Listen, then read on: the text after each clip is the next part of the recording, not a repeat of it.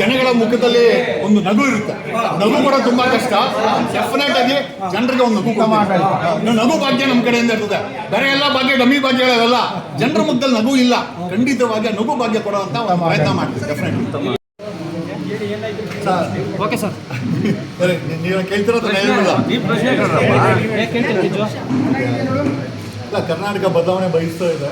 ಪಕ್ಕದ ತಮಿಳುನಾಡಲ್ಲಿ ಒಂದು ಡಿವಿಕೆ ಪಕ್ಷ ಬಂದು ಒಂದು ದೊಡ್ಡ ಮಟ್ಟದ ಬಹುಮತದಿಂದ ಅವರನ್ನು ಸರ್ಕಾರ ಮಾಡಕ್ಕೆ ಬಿಟ್ಟಿದ್ದಾರೆ. 40-50 ವರ್ಷ ರಾಜಕೀಯ ಮಾಡಿದವ್ರನ್ನೆಲ್ಲ ಮನೆಗೆ ಸೋಲಿಸಿ ಮನೆಗೆ ಕಳಿಸಿದ್ದಾರೆ. ಇವತ್ತಿನ ಕರ್ನಾಟಕದ ಜನರ ಮನಸ್ಥಿತಿನೂ ಅಷ್ಟೇ. ಹೊಸಬರನ್ನು ನೋಡೋಕ್ಕೆ ಇಷ್ಟಪಡ್ತಾ ಇದ್ದಾರೆ, ಹೊಸತನವನ್ನು ನೋಡೋಕ್ಕೆ ಇಷ್ಟಪಡ್ತಾ ಇದೆ, ಹೊಸ ಯೋಚನೆಗಳನ್ನು ಇಷ್ಟಪಡ್ತಾ ಇದೆ. ಭ್ರಷ್ಟಾಚಾರ ಮುಕ್ತವಾದಂಥ ಆಡಳಿತವನ್ನು, ಮಾಫಿಯಾ ಮುಕ್ತ ಆಡಳಿತವನ್ನು,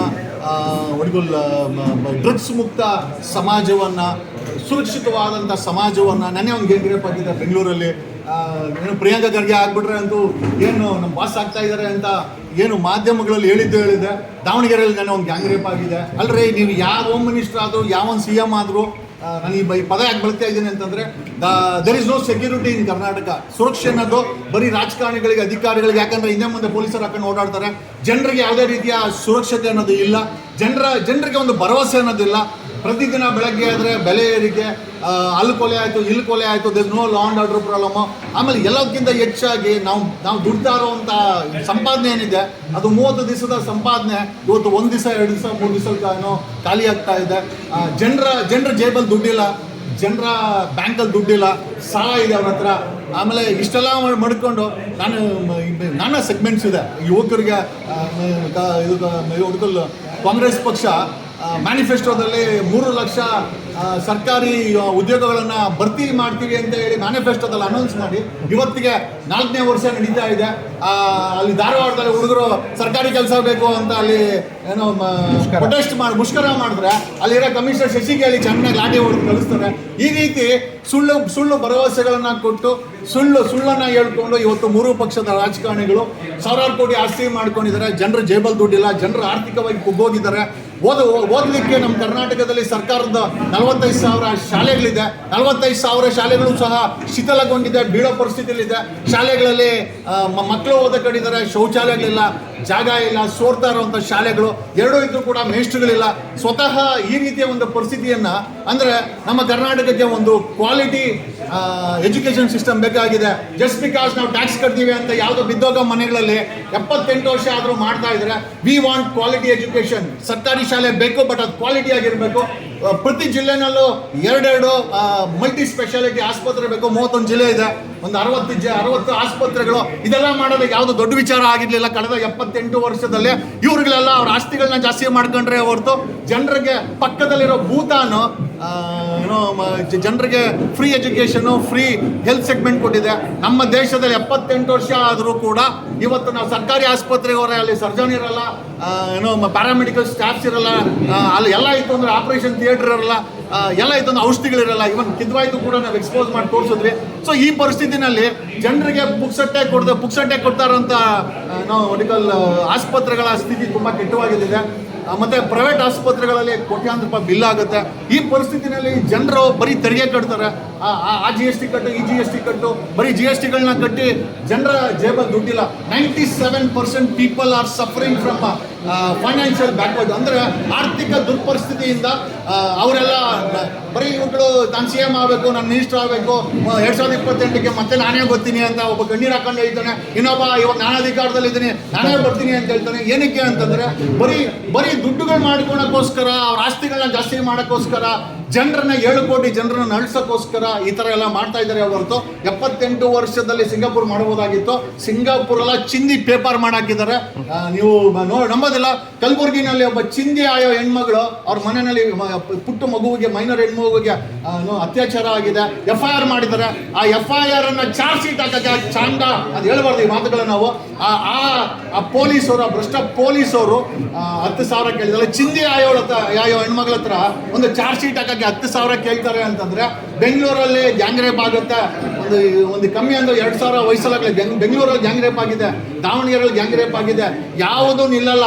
ಬದಲಾವಣೆ ಬೇಕು ಅಂತಂದ್ರೆ ಈ ವಂಶ ಪಾರಂಪರವಾಗಿ ಮಲ್ಲಿಕಾರ್ಜುನ್ ಖರ್ಗೆ ಅವ್ರ ಮಗ, ಸಿದ್ದರಾಮಯ್ಯ ಅವ್ರ ಮಗ, ಡಿ ಕೆ ಶಿವಕುಮಾರ್ ಅವ್ರ ತಮ್ಮ, ಲಕ್ಷ್ಮೀ ಹೆಬ್ಬಾಳ್ಕರ್ ಅವ್ರ ಮಗ, ಈಶ್ವರ್ ಖಂಡ್ರೆ ಅವ್ರ ಮಗ MP, ಈ ರೀತಿ ಮಲ್ಲಿಕಾರ್ಜುನ್ ಮಲ್ಲಿ ಅವರಪ್ಪ, ಶಾಮ್ನವರು ಅವರಪ್ಪ, ಈ ರೀತಿ ಸತೀಶ್ ಜಾರಕಿಹೊಳಿ ಅವರು, ಈ ರೀತಿ ವಂಶ ಪಾರಂಪರವಾಗಿ ಅವ್ರು ಮಾಡಿರೋ ಆಸ್ತಿಗಳನ್ನ ಹಂಚ್ಕೊಳಕ್ಕೋಸ್ಕರ, ಕಾಪಾಡ್ಕೊಳಕ್ಕೋಸ್ಕರ ಇವರು ಅಧಿಕಾರ ಮಾಡ್ಕೊಂಡ್ ಬರ್ತಿದ್ರೆ we will bring in a change. ಅದೇ ವಿಜಯ್ ಹೇಳ್ತಾನಲ್ಲ, ಜಂಗಲಲ್ಲಿ ಎಲ್ಲಾ ರೀತಿ ಪ್ರಾಣಿಗಳಿರ್ತದೆ, ನಾವು ಒಬ್ರಿದೀವಿ ಅಂತ ತೋರಿಸ್ಬೇಕು.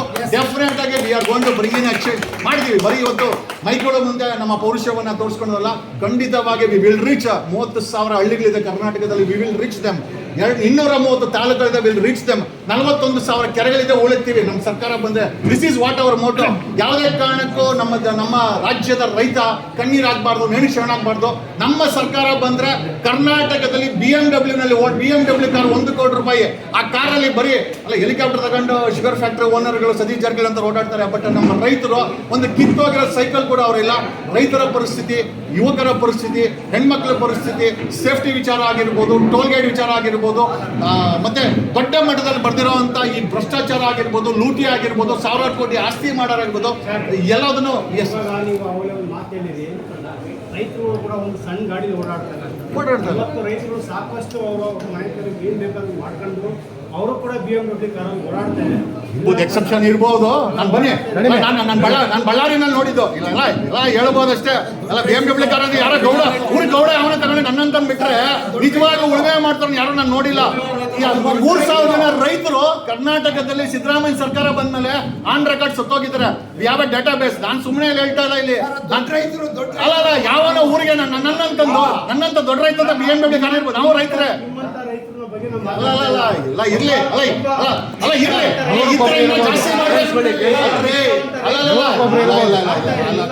ಇರ್ಲಿ ಬಿಡಿ. ನಿಮ್ ವಿಚಾರ, ನಾವು ಅದ್ರ ಬಗ್ಗೆ ಮಾತಾಡಕ್ ಹೋಗಲ್ಲ. ನಾನು ಮಾಡ್ತಾರೆ ರಾಜಕೀಯ ಹೋರಾಟ ಅಲ್ಲ ಇಲ್ಲಿ. ನಾನು ಮಾಡ್ತಾರೆ ರಾಜಕೀಯದಿಂದ ನನ್ನ ರಾಜಕೀಯ ಭಾಷೆ ಇದೇ ತರ ಇರ್ತದೆ. ಯಾರೋ ಗೌಡ ಹತ್ರ ಇರಲ್ಲ, ಸಾಮಾನ್ಯ. ನಾನು ಬೆಳಗಾಂ ಹೋಗಿದ್ದೀನಿ. ಬೆಳಗಾಮಲ್ಲಿ ಅವ್ರ ಹತ್ರ ಸೈಕಲ್ ಗತಿ ಇರಲಿಲ್ಲ, ಕಬ್ಬು ಬೆಳೆಗಾರ ಹತ್ರ ನಾನು ನೋಡಿದ್ದೀನಿ. ಕಿಲೋಮೀಟರ್ ಗಟ್ಟಲೆ ಕಬ್ಬು ಬೆಳೆದಿರ್ತದೆ. ನಾನು ಪ್ರಾಕ್ಟಿಕಲ್ ಆಗಿ ನೋಡಿದ್ರೆ ಇದನ್ನೆಲ್ಲ ಹೇಳ್ತಾ ಇಲ್ಲ. 3,000 ಜನ ಸತ್ತೋಗಿದ್ರೆ ಯಾರು ಅವರೆಲ್ಲ ಊರ್ ಗೌಡ್ರ BMW ಕಾರ್ಯಕರ್ತರು ಸತ್ತೋಗಿರೋರೆಲ್ಲ ಬಡ ರೈತನ. ಅವನು ಇವತ್ತು ಅವನು ಬೆಳೆ ಇಕ್ಕಬೇಕು ಅಂದ್ರೆ ಬಡ್ಡಿ ತಗೊಬೇಕಾಗತ್ತೆ, ಕೊಡೋನು ಅಲ್ಲಿರೋ ದೊಡ್ಡವನು. ಹಾಗಾಗಿ ನಮ್ಗೆಲ್ಲ ಗೊತ್ತಿದೆ. ನಾನು ಪ್ರಾಕ್ಟಿಕಲ್ ಆಗಿ ಸಮಾಜವನ್ನ ವೆರಿಫೈ ಮಾಡಿ ಮಾತಾಡ್ತಾ ಇರೋನು. ಯಾರ ಡಿ ಕೆ ಶಿವಕುಮಾರ್, ಸತೀಶ್ ಜಾರಕಿಹೊಳಿ ಹತ್ರ ಇರ್ಬೋದು ಹೆಲಿಕಾಪ್ಟರ್, BMW ಕಾರು. ಸಾಮಾನ್ಯ ಜನತೆ ಯಾವ ಹತ್ರನೂ ಇಲ್ಲ. ಇದು ನಾನು ಗಂಟಾ ಘೋಷವಾಗಿ ಹೇಳ್ತೀನಿ. I can tell this openly. I don't have any issues. Okay, ಆರ್ಗ್ಯುಮೆಂಟ್ಗೆ ಯಾವನ ಚಾನಲ್ ಬನ್ನಿ. ಇಲ್ಲಲ್ಲ, ಇಲ್ಲಿ ನಮ್ಮ ವಿಚಾರ ಮಾತಾಡ್ತಾ ಇರೋದು. ಓಕೆ, ಆಮೇಲೆ ದಿಸ್ ಈಸ್ ಆಂಗರ್. ನಾನು ಏನಕ್ಕೆ ಹೇಳ್ತಾ ಇದ್ದೀನಿ ಅಂತ, ಒಬ್ಬ ಸಾಮಾನ್ಯ ಮನುಷ್ಯನ ಕೋಪ ಇದು, ನಂದಲ್ಲ ಕೋಪ ಇದು. ನನಗೆ ದೇವ್ರು ಕೊಟ್ಟಂಗೆ ಎಲ್ಲ ಇದೆ. ಬಟ್ ಆದ್ರೆ ಇವತ್ತಿನ ಈ ರಾಜ್ಯ ಜನರ ಪರಿಸ್ಥಿತಿ ನೋಡಿ, ನಾವುಗಳು ಸುಮ್ಮನೆ ಮನೇಲಿದ್ದವ್ರು ಇವತ್ತು ಪಕ್ಷ ಮಾಡಿ ಜನರ ಮುಂದೆ ಹೋಗುವಂತ ಪರಿಸ್ಥಿತಿ ಬಂದಿದೆ. And that is the reason we are there. We will make it. ಇಲ್ಲಿ ವಂಶ ಪರಂಪರೆ ಮಾಡ್ದನಲ್ಲ, 2028ಗೆ ಯಾರು CM ಆಗ್ತಾರೆ, ಯಾರು ಅಧಿಕಾರಕ್ಕೆ ಬರ್ತಾರೆ, ಜನ ಡಿಸೈಡ್ ಮಾಡ್ತಾರೆ. ನಾನು ಅಲ್ಲ. ಬಟ್ ನಾವು ಒಂದು ಅವಕಾಶವನ್ನ, ನಾವು ಒಂದು ಇದನ್ನ ಮಾಡ್ತಾ ಇದ್ದೀವಿ ಅಂತ ಹೇಳ್ತಾ ಐ ಥಿಂಕ್